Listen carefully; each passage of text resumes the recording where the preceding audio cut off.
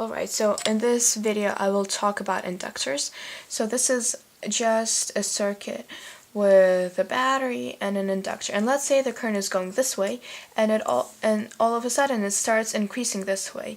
What the inductor will do, it will actually oppose the increase by generating its own current so that the change of the current will become slower. So it is given by the formula. The inductance of an inductor is given by the formula the number of loops it has times the flux and over the current. And thus, the voltage across an inductor is given by the formula of L di dt. Now, in this case, then you can see that if this is an EMF, then we can write the total as di dt equals the EMF minus L times di dt equals 0. So now let's say we add a resistor to it, and if we add a resistor, we will have a battery, a resistor, and an inductor. So in this case, there will be an EMF here, there will be a voltage, some voltage be generated here, and actually we know that the voltage generated here will be IR, and the voltage generated across this, if we have a voltage connected here, will be L di dt. So in this case, by Kirchhoff's equation, we will have EMF minus IR minus L di dt equals 0. This is when an inductor is connected to some sort of a battery, and thus there is a charge going to it and it is charging. So this is for charging. And actually, now if we want to derive a formula for the current in this case, we can do it very simply by saying that L di dt equals the EMF minus IR. Actually, we want to keep the and then we can bring the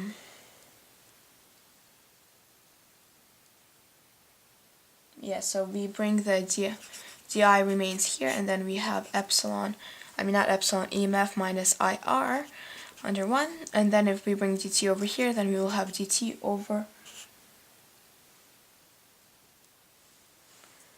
and then we will have dt over L on this side. Then if we take the integral of this, we will get from 0 to some current I, and from 0 to some time t, we will get that after we integrate, we will get that negative 1 over R ln V initial minus IR over V initial equals T over L.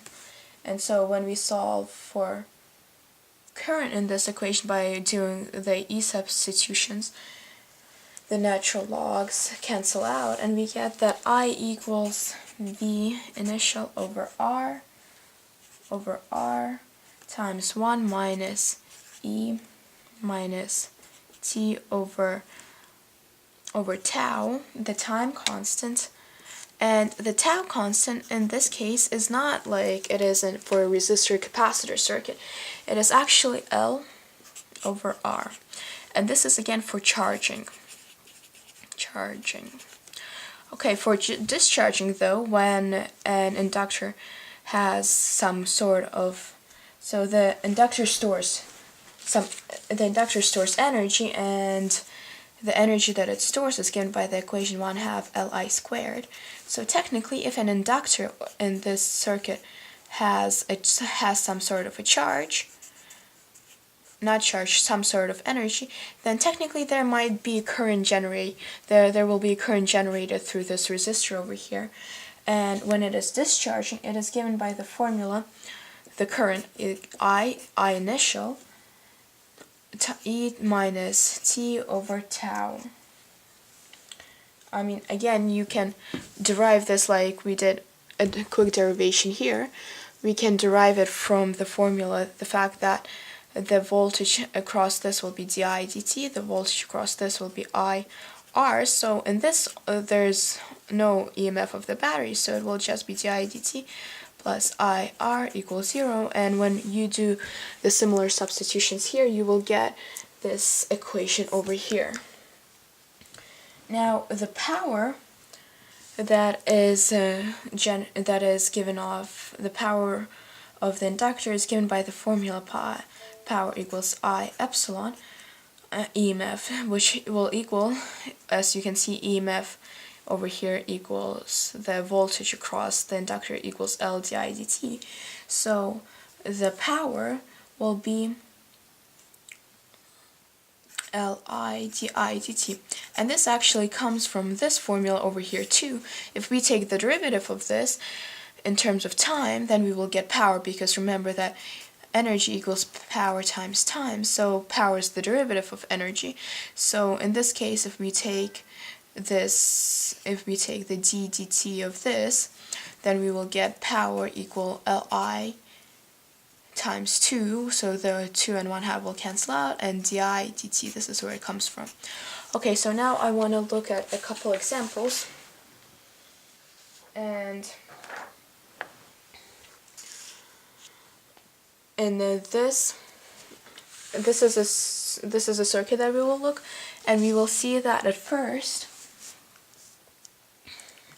the switch is closed at A. So when switch at A, so the power will be going through this, and then through the capacitor over here, and then through the resistor, and then back to the battery.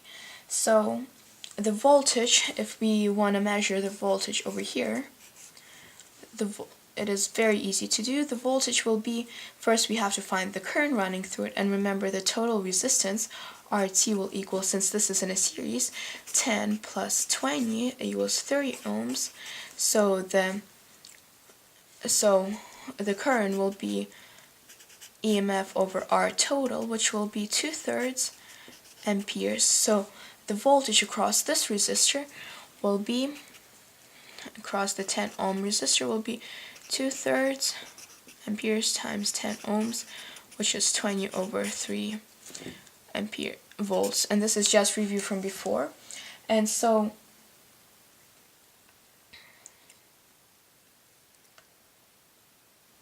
but we have to remember that after a long time, this capacitor will be fully charged, and remember that the charge on the capacitor is given by Q equals CV. So we can find that, we can do 15 microfarads times 20 volts to find the total charge, and that would be 300 microcoulombs. And so once the 300 microcoulombs is reached, there will be no current traveling here. So after T reaches infinity, the current will be 0. Therefore, the voltage measured in here will also be 0. Now imagine that it is moved to, the switch is suddenly moved to B. So now the current travels from 20 volt from the battery to the 10 ohm resistor to the 2.0 Henry inductor, and then to the 20 ohm resistor, and then to the 20 volts. So what would be the current switch B right after switch B is right after switch is close to B? Well, if you remember correctly, the inductor opposes the current. So at T equals 0, the current will be 0 because the inductor will be opposing it. So actually the voltage will be 0. So, but then at some long time, at some T, very big T, capital T, long time, the inductor will be charged. And remember that, as I said, the energy stored in the inductor is given by this formula, 1/2 Li squared. So here we can actually find the energy. So the current will be the same as we found over here, right? Because this 2.0 Henry won't contribute to the voltage after a long time, so the current will be here, and the energy stored, and the energy stored would be 2/3 amps squared times 1/2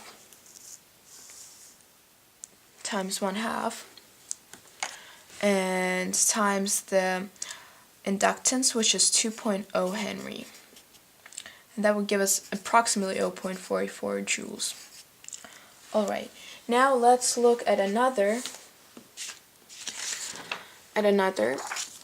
case, just to wrap things up. So we will see this is just a simple resistor, just a simple circuit, and in first case we will look at a resistor between A and B. Second case we will look at a capacitor, and the third case we will look at an inductor between these points A and B. Alright, so let's imagine that there is a resistor in here and this switch closes. So what would be the voltage read over here? Well, you're right. So first we have to find R total, which would be 10 plus 20 ohms, which is 30 ohms. So I would be 30 volts divided by 30 ohms, which would be 1 ampere. So we would get that voltage would equal IR.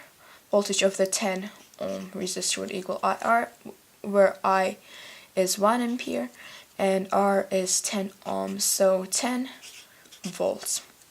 Now in this case, if we have a capacitor here and the charge and the switch is closed right away, then at time, and this is again at time 0, right after the switch is closed, at time 0, there will only be this resistor functioning into total resistance. So resistance 10 total would be 10 ohms.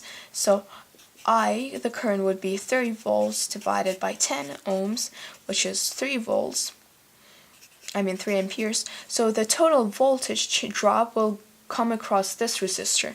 So voltage at the beginning t equals 0 will be 30 volts across this 10 ohm resistor. However, it is important to remember that at t infinity,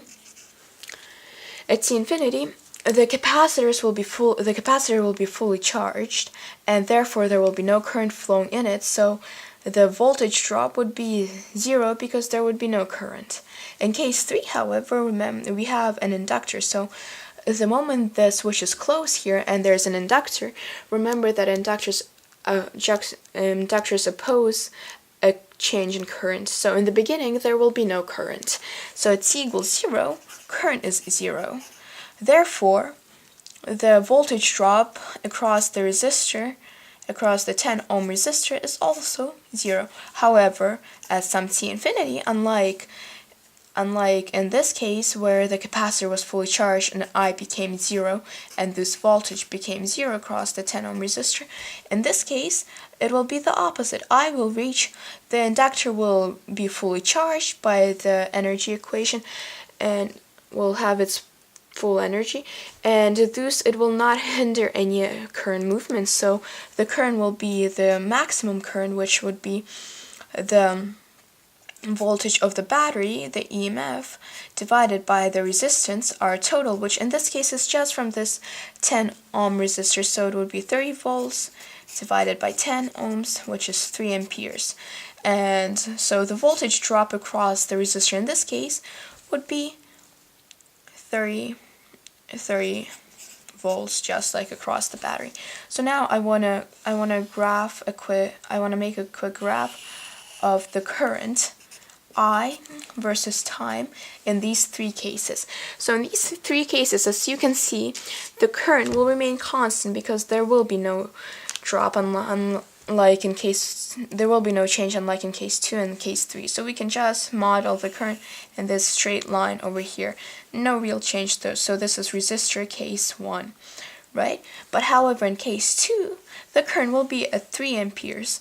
But we can see that as time progresses, the capacitance will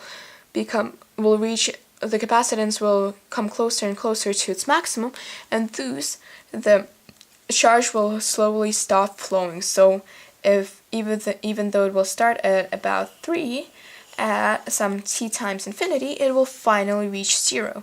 This is capacitor case capacitors. I'll mark this as So C is for capacitor, R is for resistance.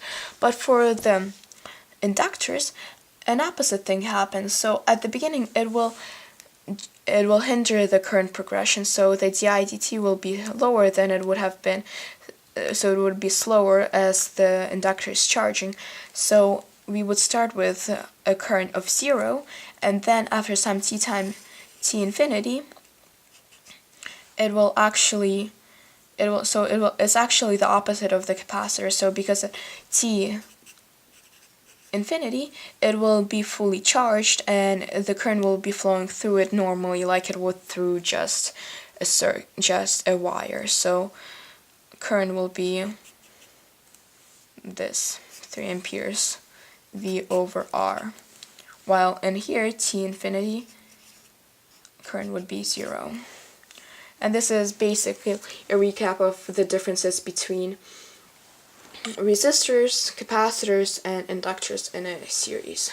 Thank you.